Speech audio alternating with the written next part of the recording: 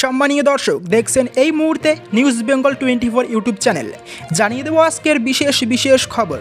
তার আগে চ্যানেলে নতুন হয়ে থাকলে অবশ্যই চ্যানেলটিকে সাবস্ক্রাইব করে পাশের বেল বাটনটি অন করে রাখুন প্রতিদিনের বাছাই করা খবরগুলি সবার আগে পাওয়ার জন্য।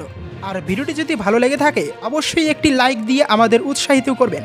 সভাপতি পদ থেকে সরছেন সুকান্ত, শুরু জল্পনা 24 রাজ্যে সাংগঠনিক রদবদল নাড্ডার। নিচুতলার ময়নাতদন্তে উঠে আসছে লোকসভা নির্বাচনে বঙ্গ বিজেপির ভরাডুবির একাধিক কারণ।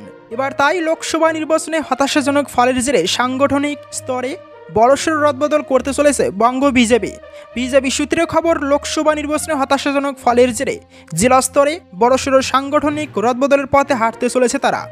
দেশের অন্যান্য রাজ্যের মতো শীঘ্রই রাজ্য বিজেপিতেও বেশ কিছু সাংগঠনিক পদে রদবদল করা হবে। পুজোর আগেই বদল হতে পারে প্রায় 15টি সাংগঠনিক জেলার সভাপতি, এমনই খবর গেরুয়া শিবির সূত্রে। এদিকে রাজ্য বিজেপি সভাপতি সুকান্ত মজুমদার নিজের সভাপতি পদ বদলের ক্ষেত্রেও ইঙ্গিতপূর্ণ মন্তব্য করেছেন। তবে মূলত জেলা সংগঠনে ব্যাপক রদবদল করে জেলা থেকে মণ্ডল স্তর ঢেলে সাজানো হবে বলেই জানা গিয়েছে। 24 লোকসভা নির্বাচনে যেখানে খারাপ ফল হয়েছে সেখানকার অধিকাংশ সাংগঠনিক জেলা সভাপতি বদল করা হবে।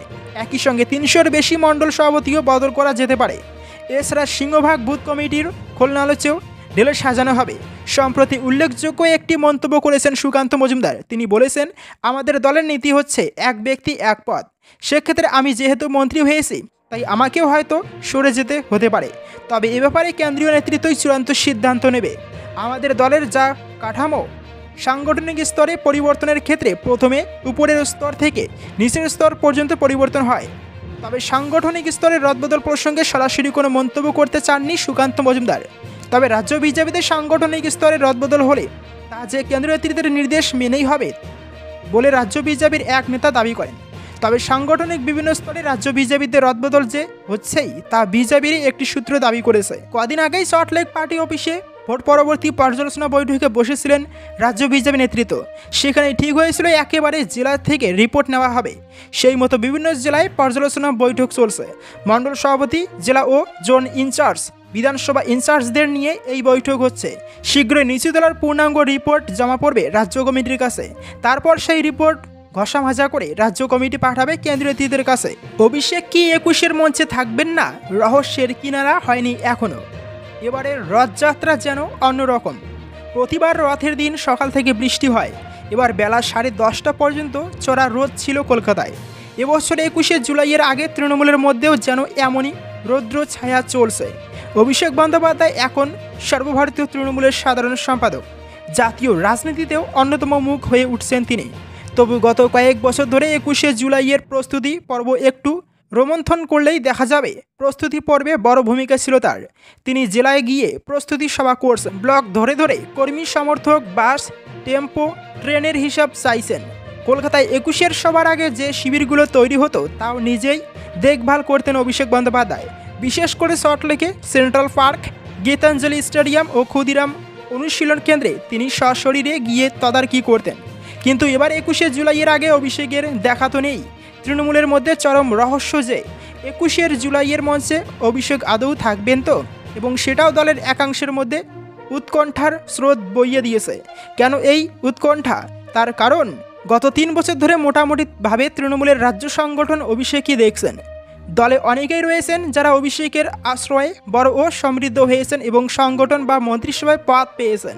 তাদের নেতা আপাতভাবে নিজেকে এরকম দূরে থাকলে তাদের বিপন্ন বোধ করাই স্বাভাবিক বলে অনেকের মত। তাছাড়া এও দেখা যাচ্ছে প্রশাসন ও সংগঠনে ঝাঁকুনি দিতে মমতা বন্দ্যোপাধ্যায় নিজেই হাল ধরেছেন। লোকসভা নির্বাচনের পর অভিষেক বন্দ্যোপাধ্যায় সবাইকে জানিয়েই সাংগঠনিক দায়িত্ব থেকে স্বল্পকালীন বিরাম নিয়েছেন। তিনি চিকিৎসার কারণে দেশে নেই বলে খবর। তৃণমূল সূত্রে এও খবর, 21শে জুলাইয়ের আগে অভিষেক বন্দ্যোপাধ্যায় ফিরবেন কি না কোনো নিশ্চয়তা নেই। এই অবস্থায় তাকে বোঝানোর চেষ্টা চলছে বলে জানা গিয়েছে। তৃণমূলের কালীঘাট ঘনিষ্ঠ এক নেতার কথায় একে এক সাময়িক মতান্তর বা মনান্তর হিসেবেই দেখা যেতে পারে। অভিষেকের বয়স কম, রাজনীতিতে জেদ ও রোমান্টিকতা দুটি রয়েছে। ভুলে গেলে চলবে না তিনি মমতা বন্দ্যোপাধ্যায়ের ভাইপো, সুতরাং জেদটাও তিনি দিদির থেকেই পেয়েছেন। আশা করা হচ্ছে দ্রুত এর একটা মীমাংসা হবে এবং 21-এর মঞ্চে শেষমেশ দেখা যাবে অভিষেককে। না হলে খুবই ভুল বার্তা যেতে পারে। 10ই জুলাই উপনির্বাচন, কোথায় এগিয়ে কে? দেখুন লোকসভা নির্বাচনের নিরিখে 4টি বিধানসভার ফল। 10ই জুলাই রাজ্যের 4 কেন্দ্রে উপনির্বাচন, রানাঘাট দক্ষিণ, বাগদা, রায়গঞ্জ এবং মানিকতলা। 21-এর বিধানসভা নির্বাচনে এই 4টি কেন্দ্রের মধ্যে 3টি কেন্দ্রে জিতেছিল বিজেপি, রানাঘাট দক্ষিণ, বাগদা, রায়গঞ্জ। কেবলমাত্র মানিকতলায় ঘাসফুল ফোটে। রানাঘাট দক্ষিণ, বাগদা, রায়গঞ্জের বিধায়করা তৃণমূলে যোগদানের কারণে পদত্যাগ করায় এই 3 কেন্দ্রে উপনির্বাচন হচ্ছে। অন্যদিকে সাধন পাণ্ডের মৃত্যুর জেরে মানিকতলা আসনটি ফাঁকা হয়ে গিয়েছিল, কিন্তু আদালতে মামলার কারণে এই কেন্দ্রের উপনির্বাচন নিয়ে জটিলতার সৃষ্টি হয়। সম্প্রতি আদালত উপনির্বাচনের নির্দেশ দিলে বিজ্ঞপ্তি জারি করে নির্বাচন কমিশন। 4টি কেন্দ্রই দখল করতে মরিয়া রাজ্যের শাসক দল তৃণমূল কংগ্রেস। অন্যদিকে 4 কেন্দ্রে পদ্ম ফোটানোর গুরুদায়িত্ব শুভেন্দু সুকান্তের উপর। 2024-এর লোকসভা নির্বাচনের বিধানসভা ওয়ারি ফলাফলের নিরিখে 3টি আসনে বিপুল মার্জিনে এগিয়ে রয়েছে বিজেপি। আসনগুলি হল রানাঘাট দক্ষিণ, বাগদা, রায়গঞ্জ। কেবলমাত্র মানিকতলায় সামান্য ভোটে এগিয়ে রয়েছে তৃণমূল কংগ্রেস। লোকসভা নির্বাচনের নিরিখে কোন বিধানসভা পরিস্থিতির আসনের কি পরিস্থিতি? রায়গঞ্জ 21-এর নির্বাচনে রায়গঞ্জ কেন্দ্র থেকে জয় পান বিজেপি প্রার্থী কৃষ্ণ কল্যাণী। পরে তিনি তৃণমূল কংগ্রেসে যোগ দেন। 24-এর লোকসভা নির্বাচনের নিরিখে রায়গঞ্জ বিধানসভায় বিজেপির প্রাপ্ত ভোট 93,402। তৃণমূলের ঝুলিতে গিয়েছে 46,663টি ভোট, আর বাম কংগ্রেসের জোটের দখলে গিয়েছে 14,477টি ভোট। অর্থাৎ এই কেন্দ্রে বিজেপির লিড 46,000-এরও বেশি। রানাঘাট দক্ষিণ 21-এর নির্বাচনে রানাঘাট কেন্দ্র থেকে জয় পান বিজেপি প্রার্থী মুকুটমণি অধিকারী। পরে তিনি তৃণমূল কংগ্রেসে যোগ দেন।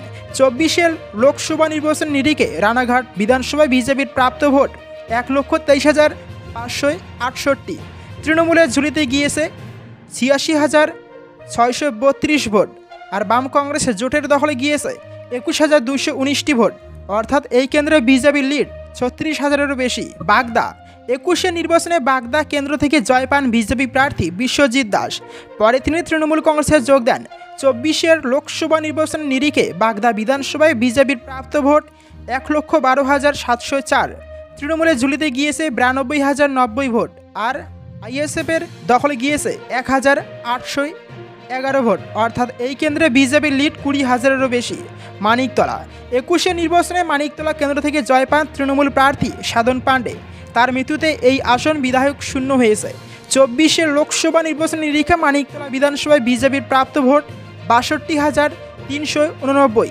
তৃণমূলের ঝুলিতে গিয়েছে 66,964 ভোট, আর বাম কংগ্রেসের জোটের দখলে গিয়েছে 9,421টি ভোট। অর্থাৎ এই কেন্দ্রে তৃণমূলের লিড মাত্র 3,000। মমতার সঙ্গে যোগাযোগ। 21শে জুলাই তৃণমূলে ফিরছেন শোভন বৈশাখী। তৃণমূলে ফিরতে চলেছেন কলকাতার প্রাক্তন মেয়র শোভন চট্টোপাধ্যায়। আসন্ন 21শে জুলাই শহীদ দিবসের মঞ্চ থেকে জোড়া ফুলে প্রত্যাবর্তন করতে পারেন তিনি, এমনটাই সূত্রের খবর। শোভনের হাত ধরে তৃণমূলে যোগ দিতে পারেন তার বান্ধবী বৈশাখী বন্দ্যোপাধ্যায়ও। রাজনৈতিক মহলে এই মুহূর্তে শোভন বৈশাখীর তৃণমূল যোগদানকে কেন্দ্র করে জোর জল্পনা চলছে, তবে এখনও তৃণমূলের তরফে সরাসরি কিছু ঘোষণা করা হয়নি। একটি প্রাথমিক সারির সংবাদ মাধ্যমকে দেওয়ার সাক্ষাৎকারে শোভন চট্টোপাধ্যায় বলেছেন, রাজ্যের মুখ্যমন্ত্রী মমতা বন্দ্যোপাধ্যায়ের সঙ্গে তার নিয়মিত যোগাযোগ রয়েছে। এমনকি এখনও পর্যন্ত তিনি তৃণমূল নেত্রীকে দিদি হিসেবেই মান্যতা দিয়ে থাকেন। সম্প্রতি আবার শোভনের সঙ্গে তার গোলপার্কের ফ্ল্যাটে দেখা করতে যান তৃণমূল নেতা কুণাল ঘোষ, আর এরপর থেকে জল্পনা আরও তীব্র হয়। তবে কুণাল জানিয়েছেন, শোভনের তৃণমূলের যোগদানের চূড়ান্ত সিদ্ধান্ত নেবেন একমাত্র মমতা বন্দ্যোপাধ্যায়। সঙ্গে কুণাল এও দাবি করেছেন, শোভন চট্টোপাধ্যায় এখনও মনে প্রাণে নিজেকে তৃণমূল কংগ্রেসের একজন সৈনিক হিসেবেই মনে করেন। রাজনৈতিক বিশেষজ্ঞদের একাংশ মনে করছেন, আগামী 2026 সালের বিধানসভা নির্বাচনে দলের পুরনো নেতাদের উপরেই ভরসা রাখতে চলেছেন মমতা বন্দ্যোপাধ্যায়। এখন শোভন চট্টোপাধ্যায় কবে তৃণমূলে যোগদান করেন সেদিকেই নজর রয়েছে রাজনৈতিক মহলের। 2019 সালের অগস্ট মাসে দিল্লিতে বিজেপির সদর দপ্তরে গিয়ে পদ্ম পতাকা হাতে তুলে নেন বেহালা পূর্বের প্রাক্তন বিধায়ক শোভন চট্টোপাধ্যায়।